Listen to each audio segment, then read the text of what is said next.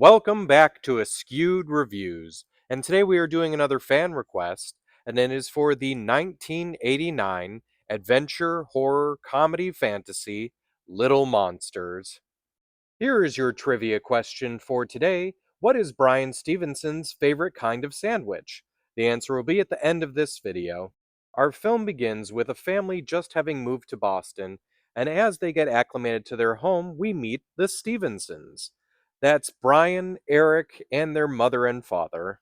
Brian Stevenson is your average 11-year-old who does have a penchant for invention. Brian does start to make one friend at school with a girl named Kirsten. However, everything else in his life is not going so great. The local bully, Ronnie Coleman, is after him. His parents seem to be getting closer and closer to a divorce. Accidents keep happening around the house. And now his little brother, Eric, keeps complaining about a monster living under his bed.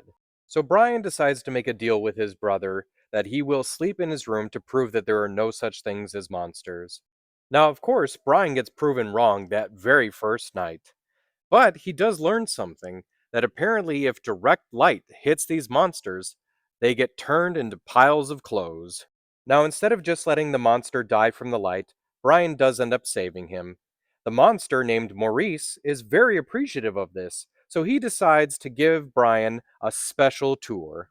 Maurice shows Brian the underworld that exists below everyone's beds. While down there, Brian gets to meet all sorts of interesting monsters. He also finds out that they like to party all night long. Maurice even reveals some of the biggest secrets that monsters have: the ability to transport under someone's bed, or the fact that all of the horrible, nasty things that kids get blamed for are actually monsters doing it and pranking them. One secret that's not revealed to Brian is that the monsters Snick and Boy have plans for him, and they are willing to kidnap his little brother Eric to enact those plans. So, will Boy be able to get what he wants? Or will Brian get a little help from his friends and save his brother? Richard Greenberg is the director for this film. Fred Savage and Daniel Stern would technically already be working together while the filming of this movie was occurring, as the two of them were on the TV series The Wonder Years. Now, technically, they never actually really worked together, as Fred Savage played the main character of Kevin Arnold, and Daniel Stern was the voiceover throughout the entire series of the adult Kevin Arnold. Devin Rattray, who played Ronnie in this film, technically had a similar experience working along with Daniel Stern, as the two of them were both in Home Alone 1 and 2, but never actually performed together, as Daniel Stern was Marv and Devin Rattray was Buzz. The character of Eric Stevenson in this film is played by Ben Savage. He is, in fact, the younger brother of Fred Savage. This was also Ben Savage's first feature film debut. Something you may or may not have noticed, they also allowed Ben Savage to play one of the little monsters, specifically the one who's at the baseball field. More than likely, though, you probably recognize Ben Savage much more from the television series Boy Meets World, where he plays Corey Matthews. Margaret Whitten, who plays the mother in this film, actually did perform again with Ben Savage as mother and son in the film Big Girls Don't Cry, They Get Even. Now, Kayla Savage, who is the sister of both Ben and Fred, also got to appear as a little monster in this movie, but I'm not sure which one. So even though his name does appear in the credits and on all of the marketing, a lot of people still don't know that underneath Maurice's makeup is the comedian Howie Mandel. So no need for this to be like a super deep thought or anything, but did you ever find it interesting that both the characters of Michael Keaton's Beetlejuice and Howie Mandel's Maurice are very similar, and the movies actually only come 1 year apart from each other?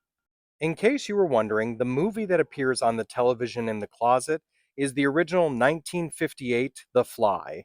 It makes me sad that this never happened, but apparently in 2016 there was talks of an animated series for Little Monsters. The rumor is that due to the popularity of Monsters Inc., they didn't want there to be an issue there, which is funny because Little Monsters came out way before, and more than likely, Little Monsters was actually an inspiration for Monsters Inc. I mean, just look. The main monster character is blue with purple spots and has horns.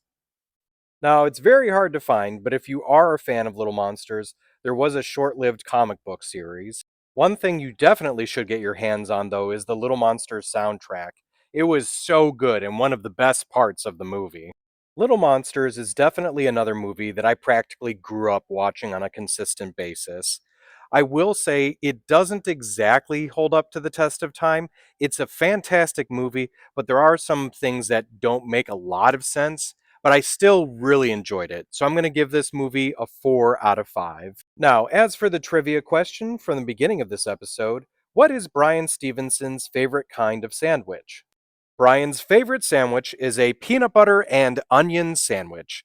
That sounds absolutely disgusting to me. Now, if you enjoy that or want to try that, hey, more power to you. Everyone's entitled to their own opinion, but I think I would vomit from that. I hope you enjoyed this episode of Askewed Reviews. If there's a movie you'd like to see get a review, just mention it in the comments. And as always, like, comment, share, and subscribe.